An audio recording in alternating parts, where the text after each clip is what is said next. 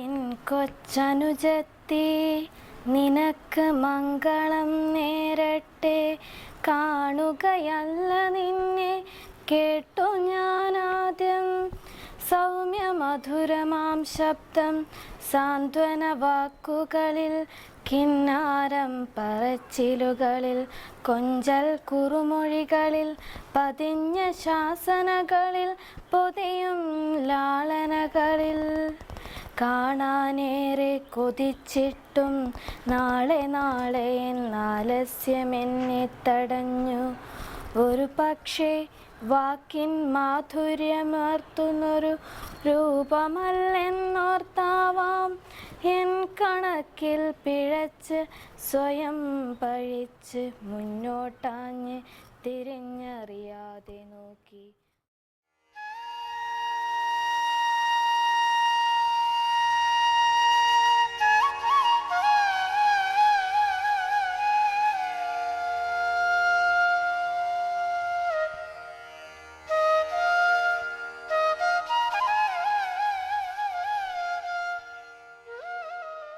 ഇത് ഈശ്വരൻ കയ്യൊപ്പിട്ട പ്രതിഭ. സഹനത്തിൻ്റെയും വേദനയുടെയും തീച്ചൂളയിൽ നിന്ന് ഉയർത്തെഴുന്നേറ്റ ഫിനിക്സ് പക്ഷി തളരാത്ത കാലും മനസ്സുമായി ശാന്താകാവുമ്പായി തൻ്റെയും സമൂഹത്തിൻ്റെയും ബലഹീനതകളോട് സന്ധിയില്ലാ സമരത്തിലാണ്.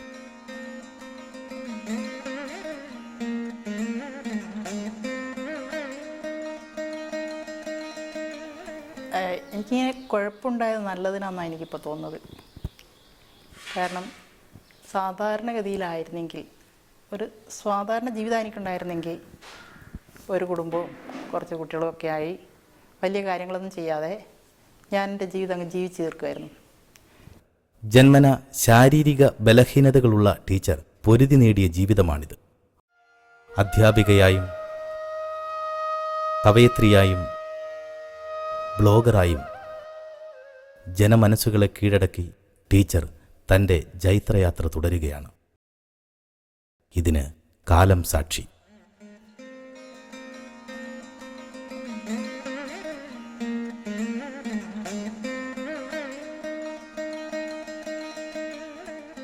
കണ്ണൂർ ജില്ലയിലെ ശ്രീകണ്ഠപുരം ഹയർ സെക്കൻഡറി സ്കൂളിലെ മലയാളം അധ്യാപികയായ ശാന്ത ടീച്ചർ തൻ്റെ ശിഷ്യഗണത്തിന് വായിക്കാൻ തുറന്നുകൊടുത്തത് തൻ്റെ ജീവിതമാണ്.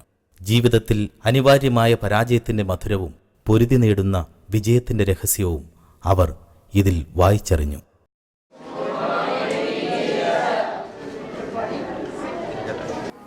പ്രശസ്ത കവയിത്രി സുഗതകുമാരിയുടെ ചിറകൊടിഞ്ഞ പക്ഷികൾ എന്ന കവിത ധനുഷം ഒന്ന് ചൊല്ലിയാട്ടെ.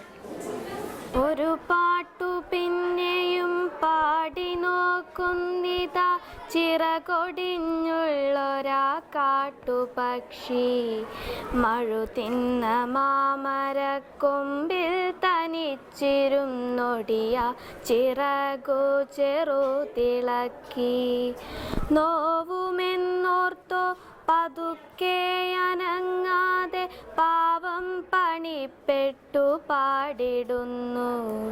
ഇടറുമീ ഗാനമൊന്നേറ്റു പാടാൻ കൂടെ ഇണയില്ല, കൂട്ടിനു കിളികളില്ല. പതിവു പോൽ കൊത്തി പിരിഞ്ഞുപോയി മെയ്ച്ചൂടിലടവച്ചുണർത്തിയ കൊച്ചുമക്കൾ. ആർക്കുമല്ലാതെ വെളിച്ചവും ഗാനവും കാറ്റും മനസ്സിൽ കുടിയിരുത്തി. വരവായൊരന്തിയെ കണ്ണാലൊഴിഞ്ഞുകൊണ്ടൊരു കൊച്ചുരാപ്പൂവുണർന്ന നേരം ഒരു പാട്ടുകൂടി പതുക്കെ മൂളുന്നിതാ, ചിറകൊടിഞ്ഞുള്ളൊരീ കാട്ടുപക്ഷി. സ്നേഹവാത്സല്യങ്ങൾ അക്ഷരങ്ങളായും തലോടലായും ചിലപ്പോൾ ശാസനയായും പെയ്തിറങ്ങുമ്പോൾ ഈ ഗുരുനാഥ ഒരമ്മയാണ്. സ്നേഹത്തിൻ്റെ ചൂടും ഊഷ്മളതയും ചുരത്തുന്ന അമ്മ. നിഴലായി കൂടെയുള്ള ഗുരുനാഥയും സാന്ത്വന ഹൃദയവുമായി തൻ്റെ ശിഷ്യഗണങ്ങളെ പ്രചോദിപ്പിക്കുന്ന ടീച്ചർക്ക് അധ്യാപനം എന്നും ആസ്വാദ്യകരമായ ഒരു കലയായിരുന്നു. ഞങ്ങളുടെ കഴിഞ്ഞ വർഷത്തെ ഓരോ മലയാളം ക്ലാസ്സും അത്രയ്ക്ക് മികച്ചതായിരുന്നു. ടീച്ചറുടെ കവിതയുടെയും കഥകളുടെയും ലോകത്തേക്ക് ഞങ്ങളുടെ കൊണ്ടെത്തിക്കുക എന്നതായിരുന്നു ടീച്ചറുടെ ലക്ഷ്യം. അതുപോലെ തന്നെ ടീച്ചറും കുട്ടികളും തമ്മിലുള്ള ഒരു അന്തരമൊന്നും ഞങ്ങളും ടീച്ചറും തമ്മിൽ ഉണ്ടായിരുന്നില്ല. അത്രയ്ക്ക് ഫ്രണ്ട്ലി ആയിട്ടായിരുന്നു ടീച്ചറുടെ ഓരോ ക്ലാസ്സും. കാവുമ്പായി LP സ്കൂളിൽ നിന്ന് തുടങ്ങിയ അധ്യാപന ജീവിതത്തിൽ നിന്ന് ടീച്ചർ ഈ വർഷം വിരമിക്കുന്നത് വിശ്രമിക്കാനല്ല, എഴുത്തിൻ്റെ പണിപ്പുരയിൽ സജീവമാകാനാണ്.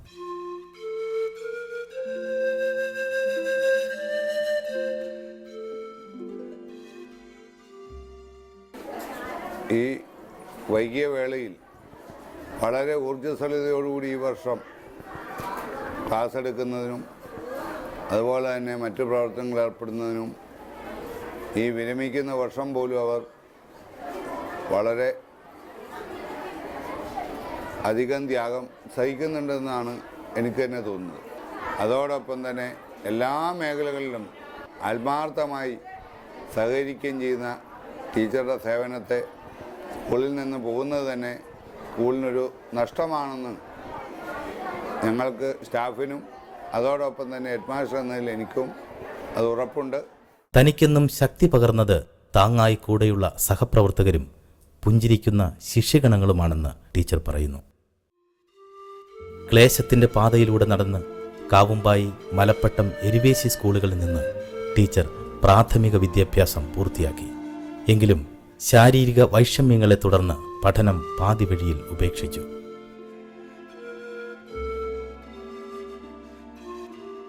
തുടർന്നുള്ള 10 വർഷങ്ങൾ പുസ്തകങ്ങൾ മാത്രമായിരുന്നു ടീച്ചറിന്റെ ഗുരുനാഥരും ചങ്ങാതിമാരും.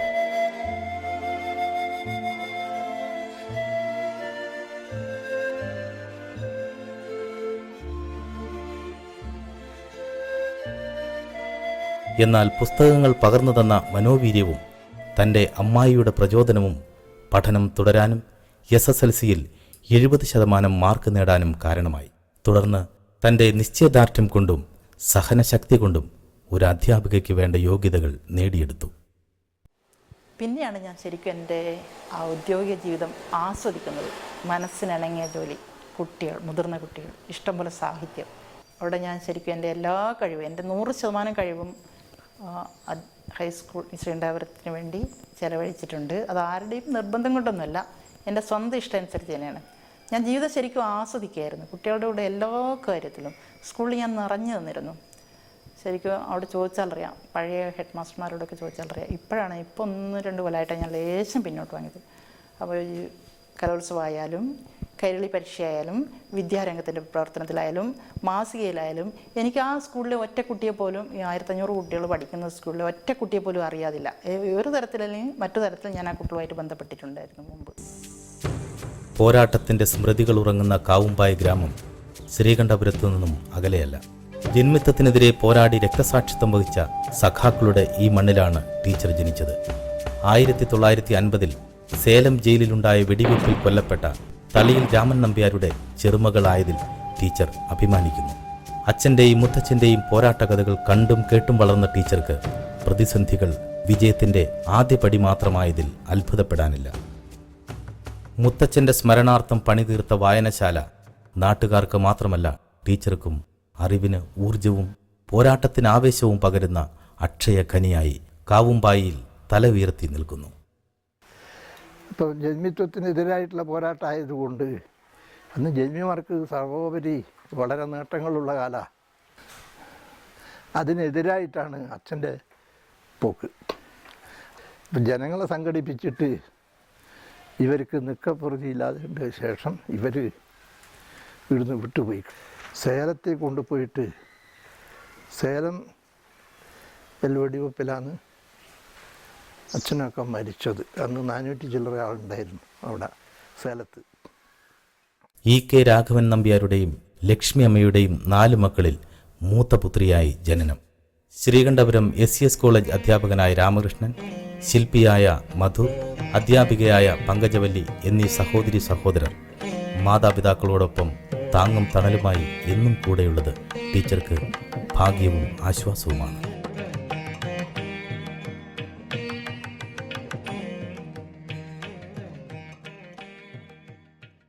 ശേഷം അനങ്ങാത്തത് കൊണ്ട് പണ്ടുള്ള ഈ ഇവരുണ്ടല്ലോ കുട്ടീനെ എടുക്കുന്ന ആൾ അവർ പറഞ്ഞ് ഈ ചൂടാക്കിയ ഒരു സാധനം കൊണ്ടുവന്നിട്ട് ഈ മറുവുള്ള ഒന്ന് ചൂടാക്കിയ കുട്ടി കരയുന്നു. ഇവനുണ്ടെങ്കിൽ ഇവനെ ഉണ്ടായിട്ടില്ല. അതിലങ്ങനെ ഇടുമ്പോൾ ചെറുങ്ങനെ ഒന്ന് കരഞ്ഞു. ചികിത്സ ഇങ്ങനെ ചെയ്തുകൊണ്ട് നിൽക്കുന്നുണ്ട്, എന്നിട്ടൊന്നും ഒരു മാറ്റമില്ല. അങ്ങനെ ഒരു 2 മാസം ചികിത്സ തുടങ്ങുമ്പോൾക്ക് ചെറുങ്ങനെ പിടിച്ചിട്ട് നിൽക്കാനായി. പിടിച്ച് നിന്നെടുത്തുനിന്ന് പിന്നെ കുറേശ്ശെ നടന്ന് ഒരു 6 മാസത്തെ ചികിത്സ കൊണ്ട് കൈ തൊടാണ്ട് തന്നെ നടക്കും. കൈ തൊടാണ്ട് നടന്ന് പിന്നെ വലുതായി ഒരു 5-6 വയസ്സായതിന് ശേഷം സ്കൂളിൽ ചേർത്തത്. നമ്മളെ നാട്ടിൽ അന്നേരം അടുത്തൊന്നും സ്കൂളിലില്ല, ഈ സ്കൂളാണ്. കുറച്ച് ദൂരെയാണ് നമ്മളെ വീട്, ഇങ്ങനെ അടുത്തല്ല. സ്കൂളൊക്കെ ഉണ്ടാക്കിയാൽ 4 വരെ പഠിച്ചു. 4 വരെ പഠിച്ചതിന് ശേഷം പിന്നെ ദൂരെ ഏതെങ്കിലും സുഖമില്ലാതെ കുട്ടിയല്ലേ, ആരും ഇല്ലല്ലോ. പിന്നെ അവരെ വീട്ടിൽ കൊണ്ടാക്കി ഒരു കൊല്ലം പഠിച്ചു. 5ാം ക്ലാസ് വരെ അവിടെ നിന്ന് പഠിച്ചു. വൈകല്യങ്ങളെ അക്ഷരങ്ങളാക്കിയും കയറി വന്ന പടവുകൾ വരികളാക്കിയും കൺമുന്നിൽ കണ്ട നഗ്നസത്യങ്ങളെ കവിതകളാക്കിയും ശാന്ത ടീച്ചർ മോഹപക്ഷിയായി മലയാള സാഹിത്യത്തിൻ്റെ നീലാകാശത്തിൽ പറന്നുയർന്നുകൊണ്ടിരിക്കുന്നു. ടീച്ചറുടെ മോഹപക്ഷി എന്ന കവിതാ സമാഹാരം 2010 പുറത്തിറങ്ങിയതോടെ മലയാള സാഹിത്യത്തിൽ അനന്യമായൊരു സ്ഥാനം ടീച്ചർ നേടിയെടുത്തു.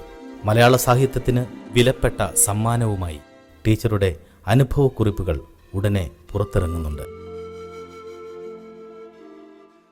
ഒരു ഏകാന്ത പഥികയായി സാഹിത്യത്തിലേക്ക് കടന്നു വന്ന ടീച്ചർ ഇന്ന് ഒരു വാനമ്പാടിയെപ്പോലെ പാടിത്തിമിർക്കുകയാണെന്ന് തോന്നിപ്പോകും.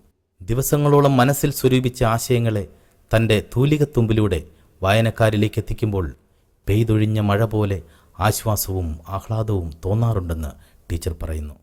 പിന്നെ ഇതൊക്കെ ചേർത്ത് എനിക്ക് എല്ലാവരും നല്ല അഭിപ്രായമൊക്കെ പറയുന്നുണ്ട്. ഇതൊക്കെ ചേർത്ത് എനിക്കൊരു പുസ്തകം ഇറക്കിക്കൂടെ എന്നൊരു ഇപ്പോൾ അതിൻ്റെ ആംഗ്ലിയോട് പറഞ്ഞു. അവൻ ഒരു പ്രസാദനെ കണ്ടെത്തി, പുസ്തകം കൊടുത്തു. അവർ പരിശോധിച്ചപ്പോൾ കുഴപ്പമില്ല, ഇറക്കാമെന്ന് പറഞ്ഞു. അങ്ങനെ എൻ്റെ ആദ്യത്തെ പുസ്തകം മോഹപക്ഷി. ബ്ലോഗിൻ്റെ പേര് തന്നെയാണ്, എൻ്റെ ബ്ലോഗിൻ്റെ പേര് മോഹപക്ഷിയാണ്. ശരിക്കും ഞാൻ ആ പേരിടാൻ വളരെ വ്യക്തമായൊരു കാരണമുണ്ട്. കാരണം എൻ്റെ മോഹം അതിലില്ലാതാണ്. അത് പക്ഷിയെപ്പോലെ പറന്ന് അതിനിപ്പോഴും അതിലുണ്ടെന്ന് ഞാൻ വിശ്വസിക്കുന്നില്ല. അതെവിടെ എത്തും? കാരണം ഞാൻ ഒന്ന് മനസ്സിൽ ഇങ്ങനെ ഒരു പുതിയ ഐഡിയ കിട്ടുമ്പോൾ ഞാൻ ഒരുപാട് സങ്കല്പിച്ച് കൂട്ടുമായിരുന്നു. ചെറുപ്പത്തിലെ ഒരുപാട് സങ്കല്പിച്ച് കൂട്ടും. അപ്പോൾ അതിനൊന്നുമില്ല. എൻ്റെ മോഹത്തിൻ്റെ പക്ഷി അങ്ങനെ പറന്നു പോകും. പ്രസാദകൻ്റെ പുസ്തകം ഏറ്റെടുത്തതോടെ എൻ്റെ ആദ്യത്തെ കൃതി പിറന്നു. കഴിഞ്ഞ 2010 ആഗസ്റ്റ് 14-ാം തീയതി എൻ്റെ മോഹപക്ഷി എന്ന കവിതാ സമാഹാരം പുറത്തിറങ്ങി. മലയാളത്തിൻ്റെ ജ്ഞാനപീഠ കവി ONV കുറുപ്പിനെ നേരിൽ കാണാൻ കഴിഞ്ഞത് തൻ്റെ സർഗാത്മകതയ്ക്കുള്ള വലിയ അംഗീകാരമായി ടീച്ചർ കാണുന്നു. കവിതകളെപ്പോലെ തന്നെ യാത്രകളും ടീച്ചർക്ക് ലഹരിയാണ്. തൻ്റെ ഇടുങ്ങിയ ലോകത്ത് നിന്ന് പറന്നുയരാനും അറ്റമില്ലാത്ത വിശാല ലോകത്ത് ചുറ്റിക്കറങ്ങാനും ടീച്ചർ എന്നും മോഹിച്ചിരുന്നു. സഹോദരൻ മധുകുമാറിൻ്റെ സഹായത്തോടെ മാതാപിതാക്കളോടൊപ്പം വീൽചെയറിൽ ഗൾഫിലും സിംഗപ്പൂരിലും ചുറ്റി സഞ്ചരിച്ചപ്പോൾ ലോകം കീഴടക്കിയ നിർവൃതിയായിരുന്നു ടീച്ചർക്ക്. കൂട്ടിലെ കിളിയായി തളയ്ക്കപ്പെട്ടേക്കുമായിരുന്ന താൻ നിറമുള്ള ലോകത്തേക്ക് പറന്നുയരുന്നത് തൻ്റെ രചനാ വൈഭവത്തിന് ഒരു മുതൽക്കൂട്ടാവുമെന്ന് ടീച്ചർ കരുതുന്നു. നവീന ആശയവിനിമയ ലോകത്തും ടീച്ചർ തൻ്റെ സാന്നിധ്യം ഉറപ്പിച്ചു കഴിഞ്ഞു. ആശയങ്ങളും അഭിലാഷങ്ങളും അറിയുവാനും അറിയിക്കാനും സൗഹൃദം പങ്കുവയ്ക്കാനും ഫേസ്ബുക്കിൻ്റെയും ബ്ലോഗിൻ്റെയും വാതായനങ്ങൾ ടീച്ചർ തുറന്നിട്ടിരിക്കുന്നു. shanthatv.blogspot.com നിരവധി കവിതകളും കഥകളും അനുഭവങ്ങളും ടീച്ചർ ലോകമെമ്പാടുമുള്ള വായനക്കാരിൽ എത്തിച്ചു കഴിഞ്ഞു. തൻ്റെ ദുർബലമായ കൈവിരലുകൾ ലാപ്ടോപ്പിൽ പകർത്തുന്നത് സാഗൂതം വായിക്കാൻ സാഹിത്യപ്രേമികൾ എന്നും കാത്തിരിക്കുന്നുണ്ട്. ആസ്വാദകരിൽ അനുഭൂതിയുയർത്തി സമൂഹത്തിന് നേരെ തുറന്നുവെച്ച കണ്ണാടിയാണ് ടീച്ചറുടെ ബ്ലോഗിലെ ഓരോ കൃതിയും. കണ്ണൂരിൽ നടന്ന ബ്ലോഗർ മീറ്റിൽ ടീച്ചറുടെ സജീവ സാന്നിധ്യം സൗഹൃദങ്ങൾ ഊട്ടിയുറപ്പിച്ച് ശ്രദ്ധേയമായി. കാലത്തിൻ്റെ ഇരുട്ടിൽ ദൗർബല്യങ്ങളെ അതിജീവിച്ച് സ്വപ്നത്തേരിൽ